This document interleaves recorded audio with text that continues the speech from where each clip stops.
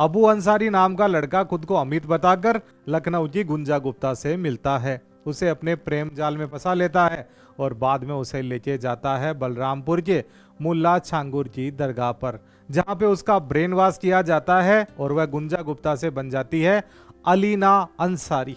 ये कोई छोटा मोटा इच्छा से किया गया धर्म परिवर्तन का मामला नहीं है, बल्कि धमका कर, बहला फुसला कर, लालच देकर अवैध रूप से हिंदू से मुस्लिम बनाने का 100 करोड़ रुपए से भी ज्यादा का रैकेट है।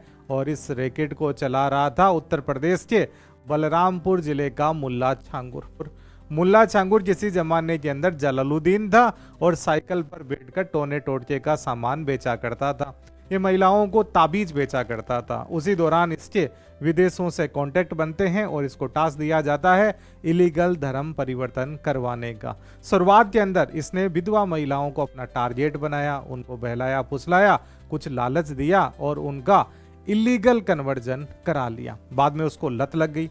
इसके बाद में इसे बकायदा विदेशों से फंडिंग आना स्टार्ट हो गई और जब इसे उत्तर प्रदेश की एटीएस ने गिरफ्तार किया और अभी इसकी जो जांच चल रही है, इस जांच के अंदर यह सामने आया है कि इसके 40 से ज्यादा खाते हैं जिनका कनेक्शन मिडल ईस्ट के देशों से हैं और 106 करोड़ से ज्यादा का यहाँ पे ट्रांजैक्शन भी दिखाया गया है। अरबों रुपए की इसके पास में संपत्ति भी है और उत्तर प्रदेश सरकार अपने जाने पहचाने अंदाज के अंदर अब इसकी संपत्तियों को बुलडोजर लगाकर ढहा रही भी है। इसके द्वारा बकायदा पूरी टीम बनाकर एक प्लानिंग के तहत यह इलीगल कन्वर्जन करवाया जा रहा था। ये अपने एजेंट बनाता, बाद में उनको टास्क देता कि तुम लड़कियों को फंसाओ और जब लड़कियों को फंसाया जाता तो उनकी रेट भी फिक्स की जाती थी। यानी अगर स्वर्ण जाति की किसी लड़की का कन्वर्जन कराया जाता है तो यहाँ पे उस लड़के को 15 से 16 लाख रुपए मिला करते थे। पिछड़े वर्ग की लड़की के लिए 10 से 12 लाख रुपए मिलते, अन्य वर्गों की लड़कियों के लिए 8 से 10 लाख रुपए बकायदा इसके द्वारा अपने इन एजेंट लड़कों को दिए जाते थे। और इसने अपने साथी सहयोगियों के नाम भी हिंदू कर रखे थे। जैसे इसकी साथी थी नसरीन, जिसका नाम कर रखा था नीतू। एक था नवीन, जिसको ये कहता था जमालुद्दीन। यानी इसने पूरी प्लानिंग से, पूरे फंडिंग के साथ में इस प्रकार के कन्वर्जन को रैकेट बना रखा था। अब यहाँ पे जब एटीएस जांच कर रही है तो पता लगा है कि भारत और नेपाल बॉर्डर के पास में जो इलीगल तरीके से मदरसे संचालित हो रहे हैं और बड़ी संख्या के अंदर वहां पर इस प्रकार से हिंदू से मुस्लिम कन्वर्जन का जो खेल चल रहा है, उसका लिंक भी इस मुल्ला छांगुर के साथ में है। छांगुर का मतलब होता है 6 अंगुलियों वाला और इस मुल्ला छांगुर के भी 6 अंगुलियां बताई जाती है। ये अपने इलाके में काफी फेमस हो चुका था। इसके अलावा इस व्यक्ति के द्वारा अपना जो काम है उसको छुपाया जा सके, इसके लिए ये हॉस्पिटल भी बनवा रहा था और भी बहुत सारी संस्थाएं इसके द्वारा संचालित की जा रही थी। बड़े कंस्ट्रक्शन ये करवा रहा था और कुछ छोटे मोटे काम भी कर देता ताकि इसकी जो गतिविधियां हैं उन पे लोगों की नजर ना जाए। बाद में ईडी की नजर गई तो अब ईडी ने इस पे prevention of money laundering act के तहत मामला दर्ज कर लिया है। पुलिस ने इस पे भारतीय न्याय संहिता, इसके अलावा Uttar Pradesh prohibition of illegal conversion of religion act 2021 के तहत भी मामले दर्ज कर लिए गए हैं। और इस मुल्ला छांगुर के द्वारा अपने एजेंट और साथियों के साथ में कोडेड लैंग्वेज में फोन पे बात की जाती थी ताकि किसी को शक भी नहीं हो और पता भी ना लगे। इसके द्वारा जब कहा जाता मिट्टी पलटना, इसका मतलब था कन्वर्जन। प्रोजेक्ट मतलब टारगेटेड लड़की। काजल यानी इस लड़की का मेंटल हरासमेंट करो।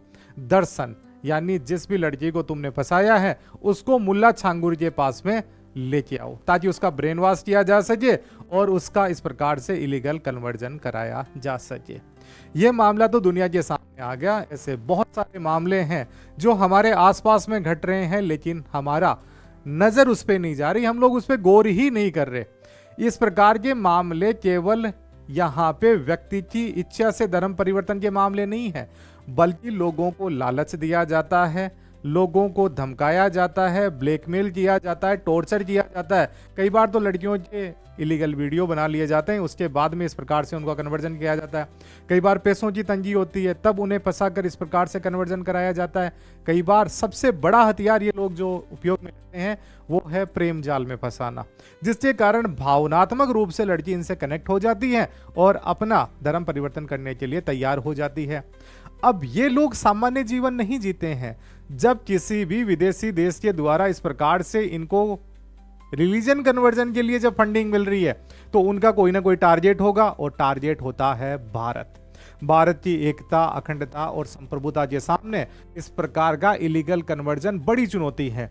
इसीलिए भारतीय संसद और बहुत सारी विधानसभाओं ने इस प्रकार के अवैध धर्मांतरण के विरुद्ध में बहुत ही कड़े कानून बना रखे हैं।